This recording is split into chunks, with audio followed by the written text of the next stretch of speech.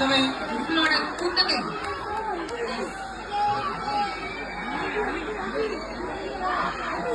குந்தவையை கொஞ்ச நேரம் குந்த வைக்கிறது நல்லது. இந்த குந்தவைய வீட்டுக்குள்ளேயே குந்த வைக்கிறது கொஞ்சம் நல்லது. வெளியில வராம கொஞ்சம் நாளைக்கு அது நிறைய பிரச்சனைகளை உண்டாக்காம இருக்கிறது. அதனால சில கவிதைகளை ரசிக்கலாமே தவிர அந்த கவிதை சொல்லாம இருக்கிறது பெட்டர் நினைக்கிறேன்.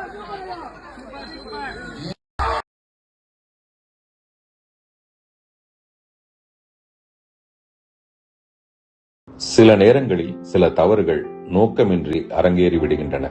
கலாட்டா விருது விழாவில் ராபிட் ஃபயர் போல கேட்கப்பட்ட 20 கேள்விகளுக்கும் சற்றும் யோசிக்காமல் டான் டான் என பதில் சொல்லிக் கொண்டிருக்கையில் த்ரிஷா அவர்களின் போட்டோ திரையில் வந்ததும் என்ன சொல்வது என யோசிக்கையில் குந்தவை குந்தவை என குரல் எழுப்பினர்.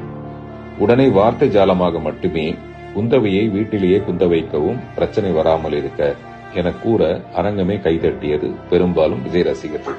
இறங்கி வந்ததும் நண்பர் ரங்கராஜ் பாண்டே அவர்கள் குந்தவையை தவிர்த்திருக்கலாம் என்றார். உடனே கலாட்டா அருணா அவர்களிடம் அதை வெளியிட வேண்டாம் என கேட்டுக்கொண்டேன். ஆனால் யாரோ எடுத்த வீடியோ மூலம் அது வெளியாகி சிலருக்கு வருத்தத்தை ஏற்படுத்தி இருக்கிறது என்பதை உணர்ந்து அதற்காக நானும் என் வருத்தத்தை மனப்பூர்வமாக தெரிவித்துக் கொள்கிறேன். பிரச்சனைகள் பெரிதாவதை என்றுமே நான் விரும்புவதில்லை. நான் கல்லூரிகளுக்கு செல்லும் போது கூட பெண் சுதந்திரம் பற்றியே பேசுகிறேன்.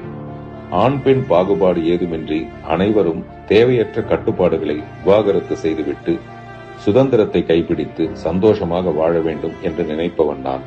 எனவே பெண்ணே இப்பிரபஞ்சத்தின் ஆகப்பெரும் ஆக்க சக்தி.